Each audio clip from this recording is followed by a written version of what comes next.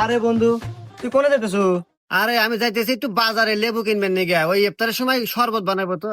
হ্যাঁ, লেবু কিনবে যাবে? লেবুর গায়ে আগুন, আলির দাম 180। বলি আর কি আর দেবো ভাই, কিনা তো নাকবই, কারণ আমার পরিবারের সবাই রোজাদার ব্যক্তি। ও, তুই রোজা আছো তো? এইটা কোনো কথা কলু? হ্যাঁ, আমি রোজা থাকবো না? আরে পাগল, একটু বছর পর পর এই একটু রমজান মাস আসে। আল্লাহর এটা রহমতের মাস, মানুষের পরিবর্তন হওয়ার মাস। আর এই রোজার মাসে আমি রোজা থাকবো না? আরে 5 ওয়াক্ত নামাজ এবং 33টা রোজা রাখতেই হবে। এটা আল্লাহর হুকুম, মানতেই হবে।